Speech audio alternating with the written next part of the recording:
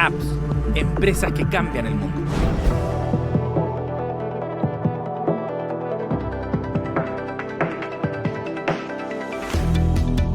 Paula, gracias por recibirnos aquí en las oficinas de Platinum Ventures. Nada, feliz de que vinieran. Gracias por acompañarnos aquí en Apps.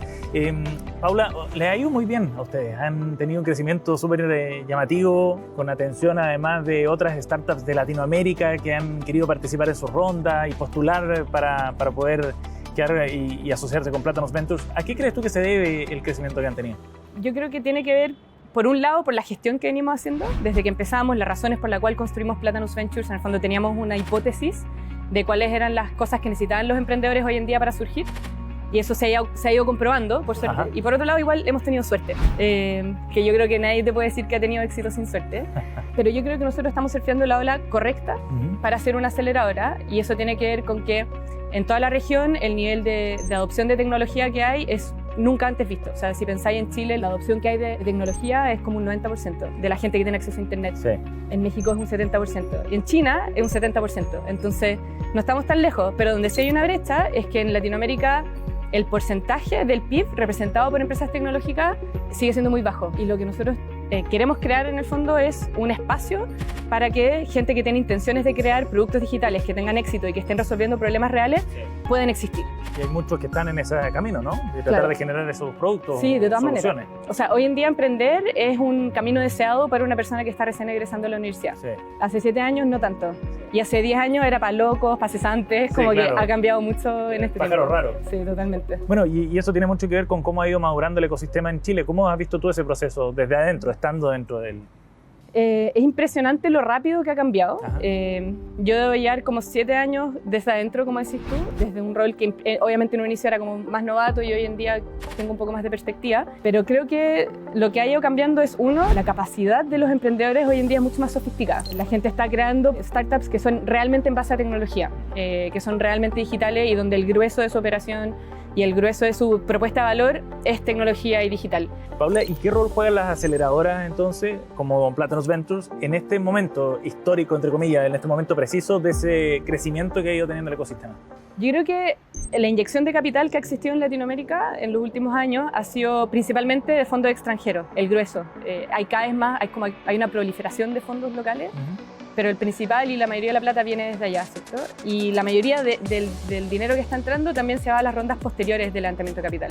Entonces son empresas que van en su serie B, en su serie C, que en el fondo ya están establecidas, donde hay menos riesgo. Ajá. Y eso acomoda, creo, a la industria de capital de riesgo de Latinoamérica.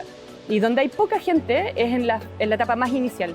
De acuerdo. Y nosotros pensamos al final en Platinum Ventures que es un sinsentido que todos los fondos estén buscando invertir y peleándose por los mismos deals, cuando en realidad deberíamos crear más deals y deberían haber más startups. Ampliar el abanico, ¿no? Mucho más, y en el fondo hay mucha gente muy capaz, con ganas de empezar una empresa y que tiene diagnosticado un buen problema, que simplemente necesita la oportunidad de empezar. Entonces, capital, acompañamiento de gente que ya sabe, una comunidad, un espacio de oficina como este que veis tú acá, y nosotros creemos que eso va a mover la aguja y por eso creemos que hemos tenido tanta aceptación también.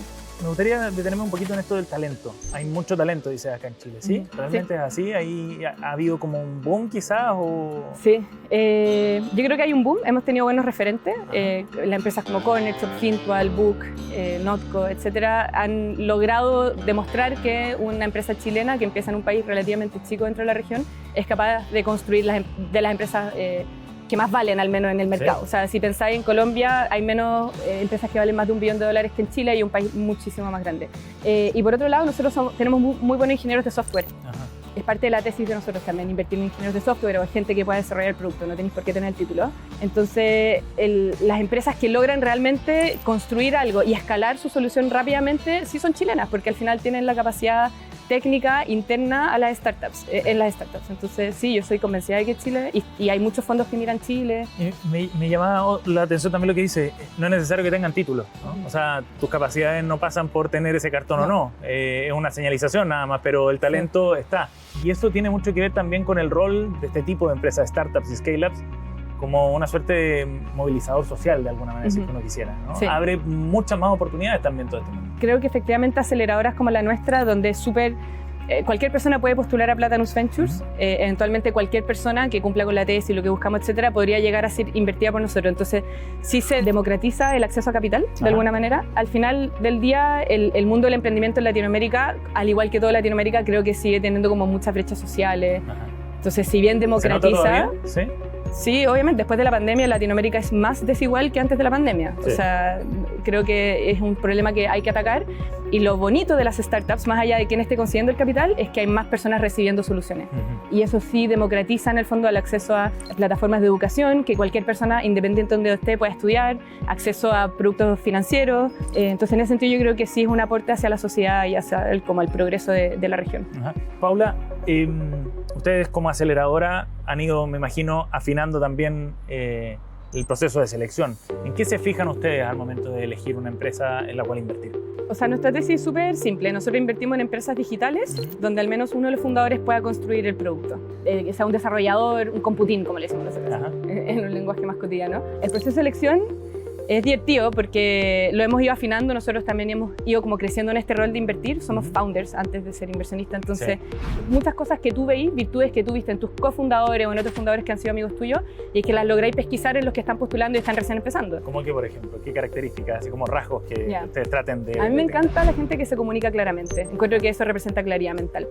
Es difícil de medir eso. Entonces, ¿Y es algo que uno observa. Por ejemplo, al momento de echar a andar un emprendimiento? Totalmente. O sea, tú tenés que tener... Tenés que persuadir a inversionistas, tenés que atraer el mejor talento, tenés que convencer a gente de que use tu producto cuando eres nadie. Me parece como un skill bien necesario. Bien básico, sí.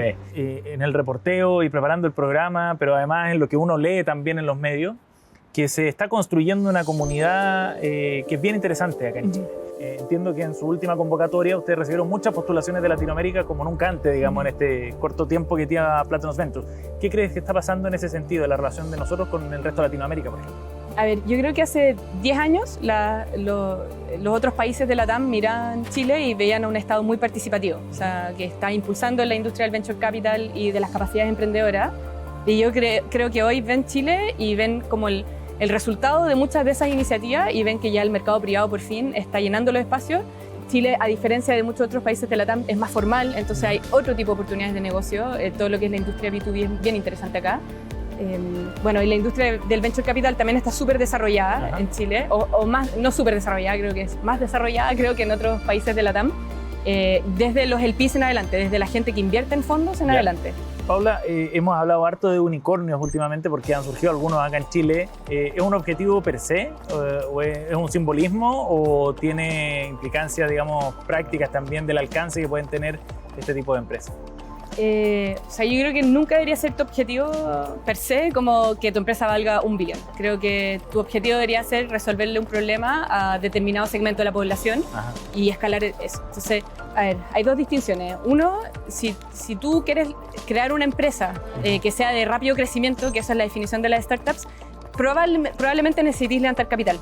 Y el capital disponible para ese tipo de empresas es capital de riesgo, porque las chances de que te vaya mal son muy altas. Entonces, los fondos de capital de riesgo se constituyen bajo el Power Law, o sea, se construyen pensando en el Power Law. Tú vayas a hacer 100 inversiones y necesitáis, no sé, 3 a las que les vaya increíble, 5 a las que les vaya más o menos bien y el resto da lo mismo. Sí. Entonces, esas que les va increíble en general son empresas que hoy en día valen $1 billón o más. De acuerdo. Entonces, tu responsabilidad como emprendedor cuando levantáis capital de riesgo es entender el tipo de plata que estáis levantando. O sea, es distinto a pedirle plata al banco, es distinto a pedirle plata a, no sé, a los family offices directamente. Depende un poco ahí de la relación de cada family office con el venture capital. Pero si tú vas a un fondo de inversión, tú tienes que entender que ese fondo de inversión necesita generar los retornos esperados a sus propios aportantes. Y por otro lado, conozco millones de empresas que son increíblemente buenas y aportan a la sociedad, que no valen $1 billón y da lo mismo que nunca lo valgan también. O sea, un caso muy específico de eso, cuando tú ves Book. Book, ellos fueron súper bootstrap al principio, como que su intención no es el glamour de emprender, creo, sino que es de realmente resolverle un problema a sus clientes. Claro. Entonces, yo creo que ese es el objetivo. Si alguien está entrando en este mundo por el glamour y por decir, oye, yo lidero una empresa de $1 billón, creo que está equivocado y no la hay muy bien. Paula, como a modo de síntesis quizás, y como para resumir lo que hemos conversado ahora, ¿cómo crees tú que va a estar nuestro país en términos de este ecosistema de emprendedor en 5, en 10 años más? Te voy a responder eso desde como yo veo Platanus Ventures de aquí a Dale. 5 o 10 años más. Ajá. Creo que definitivamente va a haber un crecimiento de este ecosistema muy de la mano de la inteligencia artificial. Me encantaría ver más propuestas de inteligencia artificial, creo que todavía falta. Pero me imagino que todo va a ir creciendo hacia allá y nosotros como Platanus Ventures definitivamente también.